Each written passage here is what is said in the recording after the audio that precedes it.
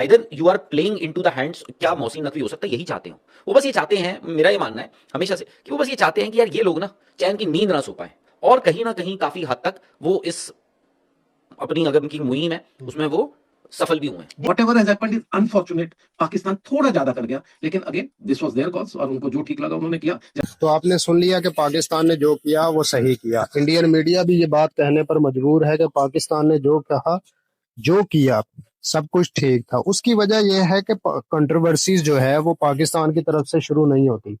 आपको याद होगा कि एशिया कप के अंदर इन्होंने हैंडशेक की कंट्रोवर्सी शुरू की, उसी से फिर ये सारे के सारे मसले जो है वो खड़े हो चुके हैं। अब ये काम इनको संभालना इनके हाथ से निकलता हुआ नजर आ रहा है, क्योंकि आपने एशिया कप में देखा है कि टीम पूरी की पूरी एक स्पोर्ट्समैनशिप के तहत, एक हमदर्दी और एक प्यार और मोहब्बत के तहत वहां स्टेडियम में खड़ी रही हैंडशेक के लिए, लेकिन इनके खिलाड़ी ड्रेसिंग रूम से बाहर नहीं आए। उसकी वजह यह है कि इनकी हुकूमत ने ही ऑर्डर जारी किए थे। अब आगे आप सुनेंगे कि किस तरीके से ये अपनी हुकूमत और अपनी क्रिकेट टीम को जो है वो सही तरीके से जो है वो उनकी लताड़ पताड़ करता है।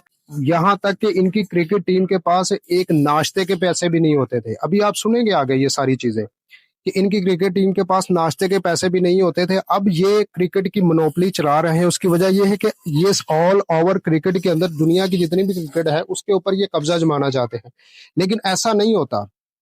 ऐसा कभी भी नहीं होता कि आप कब्जा करके बैठ जाएं और दूसरे आपका मुंह देखते रहें। ऐसा नहीं है, कभी कभी जैसे को तैसा भी टक्कर जाता है। तो इसकी वजह यही है कि आप अपनी हद में रहें, ठीक है ना। ये सारा का सारा आप इंटरव्यू देखें, ये जो मैं बातें बता रहा हूँ ये सारी की सारी आप इस इंटरव्यू में देखें। इससे बहुत ज्यादा उन्होंने खरी की खरी सुनाई अपनी हुकूमत और क्रिकेट टीम को, फिर उसके बाद एनालाइज करेंगे। देख रहे हैं कि जो सियासत की वजह से जो खेल है वो प्रभावित हो रहा है। आप देखिए कितना हास्यास्पद है ये बात भी कि भाई बांग्लादेश के साथ कोई मसला नहीं था क्रिकेट में, हमारा कोई लड़ाई कुछ नहीं थी। वो केकेआर ने मुस्तफिजुर रहमान को खरीदा, बीसीसीआई की लिस्ट अप्रूव्ड लिस्ट थी उसमें से खरीदा।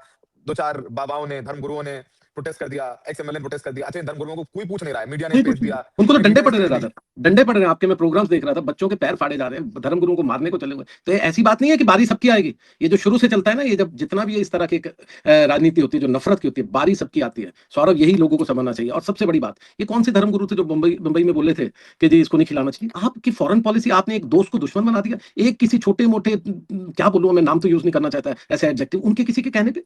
हाँ, लेकिन बांग्लादेश से आपने दुश्मनी मोल ले ली एक बाबा की वजह से, उसके ऊपर से वो शिवसेना का एक गुट। मतलब जब, और प्लस क्या इतने अंधे हैं आईसीसी वाले? मैं तो बार बार यही कहता हूँ, क्या इतने अंधे हैं? वो टीम जो इससे कहते हैं कि आपने थ्रेट परसेप्शन दिखाई थी, उनको इंडिया की थ्रेट परसेप्शन दिख गई, और ये नहीं दिखी कि यहाँ पर उनका प्लेन नहीं लैंड होने देंगे। ये नहीं दिखा कि यहाँ पर उनको हो सकता है कि मारने के लिए लोग आएंगे। ये किस तरह की थ्रेट परसेप्शन है? और बांग्लादेश का बिल्कुल बिल्कुल मुझे लगता है मसला जो था बांग्लादेश का, वो वैसा ही अगर मान लीजिए इंडियन किसी और लीग में खेल रहे हो, जो हम खेलने नहीं देते, हमने तो वर्ल्ड क्रिकेट को खरीद रखा है, और वहां पर एक प्लेयर को आपके रिजेक्ट करना है किसी बड़े को, तो आप क्या होगा? बांग्लादेश का सबसे बड़ा प्लेयर है वो आज की डेट में। अनिरुद्ध साहब, ये बताइए कि आप इस बार तो वर्ल्ड कप में मजा तो आने वाला नहीं, क्योंकि ऑलरेडी जो जियो हॉटस्टार जहां पर भी ब्रॉडकास्ट होना था वहां पर इंडिया पाकिस्तान के मैच को लेकर के वो पूरा कैंपेन एड शुरू हो गए थे, मौका मौका टीवी फोड़ो, ये देखो। और जो बड़े बड़े क्रिकेटर्स के साथ कॉन्ट्रैक्ट शुरू हो गया था, क्योंकि टी20 वर्ल्ड कप में और आईसीसी टूर्नामेंट्स ही होते हैं जहां इंडिया पाकिस्तान खेलता है साथ में। और पाकिस्तान भी अच्छी लय में, उसने भी ऑस्ट्रेलिया को हराया है पाकिस्तान में टी20 टूर्नामेंट। तो बढ़िया मैच होने वाला था, लग रहा था, लेकिन अब मायूसी हाथ लग रही है। देखिए, एक तो लोगों को, जितने भी लोग सुन रहे हैं उनको ये समझना चाहिए, ये जो फॉर्मेट है, ये जो शेड्यूलिंग होती है, ये कोई ऐसा नहीं कि पर्चियां निकाली और होगी। क्रिकेट में एक चलता है ना स्पॉट फिक्सिंग, जिसमें बड़े से प्लेयरों के नाम भी दब गए, कईयों के आए भी, सुप्रीम कोर्ट ने भी अपना काम नहीं किया, बहुत ही शर्मनाक चीज है। वो लोग बाद में भी खेलते रहे, आज भी वो कमेंट्री बॉक्स में, आज भी सब कुछ है, खैर नहीं। तो ये पहली चीज ये लोगों को समझनी चाहिए कि ये फिक्सिंग सिर्फ वहां नहीं होती, ये फिक्सिंग आईसीसी की फिक्सिंग है, ये बीसीसीआई की है। तो एटलीस्ट देखिए, मेरा तो ये मानना है कि पहली बात यह है कि आपने जब ये डिसीजन लिए थे, जब आपकी गवर्नमेंट ने आपकी बीसीसीआई ने ड्राफ्ट अप्रूव किया था मुस्तफिजुर का कि वो खेलेगा, तो ऐसा कोई चीज नहीं थी, ऐसे किसी के बाबा के कहने या एक आधी पार्टी के कहने से। 99 में जब कोटला की पिच खोदी थी, याद है ना आपको, 4 इमीडिएट अरेस्ट हो गए थे और मैच को भी अबेंडन नहीं होने दिया था। आपको डिसीजन मेकिंग होनी चाहिए। आपकी गवर्नमेंट की जो प्रतिष्ठा है, जो आपकी प्रतिष्ठा एज ए आईसीसी चीफ, वो इसी से लोग जज करते हैं आप कितने स्ट्रांग है। सिर्फ बोलने से कुछ नहीं होता, आपको करके दिखाना है। तो अगेन मैं जो कहता हूं कि वेरी अनफॉर्चुनेट, लेकिन आई जस्ट होप, मैं सच कह रहा हूं, मैं दिल से ये कह रहा हूं, पाकिस्तान को खेलना चाहिए। क्यों? क्योंकि उनको फाइनेंशियल लॉस भी होगा, और भी बहुत से ऐसे पब्लिक सेंटिमेंट्स बनते हैं, क्योंकि इन पॉलिटिशियंस के कहने पे मैच नहीं छोड़ना चाहिए। I think better sense should prevail. तो आईसीसी बात करने के लिए कह रहा है, अगर मान लीजिए पाकिस्तान नहीं खेलता है तो पाकिस्तान पर आईसीसी को सैंक्शन भी लगा सकता है, नंबर 1। नंबर 2, फिर तो मजा ही नहीं आएगा वर्ल्ड कप में, क्योंकि जिस ग्रुप ए में पाकिस्तान है, हम है, अमेरिका है, नीदरलैंड्स है, कोई तो ऐसी टीम है नहीं, वहां दो ही अच्छी टीम्स थी, इंडिया और पाकिस्तान। बांग्लादेश पहले ही इस टूर्नामेंट से आउट हो चुकी है, तो फिर मजा क्या रह गया सर T20 वर्ल्ड कप में? एब्सोल्युटली, आपने बिल्कुल, मैं वो बात करते-करते भूल गया था ग्रुपिंग्स की। आपके ग्रुप में कोई खेलने वाला नहीं है। वैसे भी आपको पता ही है कि आजकल क्रिकेट कितने लोग खेलते हैं, 4-5 नेशन है, बाकी बर्बाद हो गए होंगे, किसी के पास फंडिंग नहीं है। 3 नेशन पैसे लेकर के उड़ जाते हैं।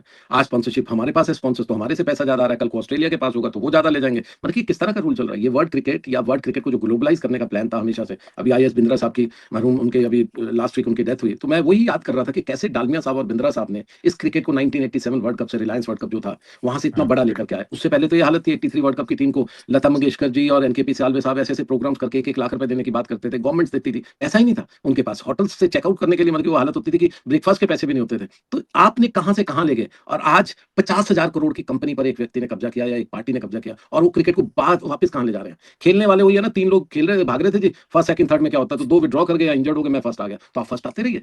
आप बिना बांग्लादेश, बिना पाकिस्तान, इस सब कॉन्टिनेंट की बिना टीमों को साथ लिए, आप कब तक वर्ल्ड क्रिकेट पे कब्जा करके रखोगे? मैं तो आपने देख लिया कि सारी की सारी चीजें किस फेवर में जा रही हैं। ये जर्नलिज्म के भी 2 असूल होते हैं, ठीक है ना? एक अच्छी जर्नलिज्म होती है और एक बुरी जर्नलिज्म होती है।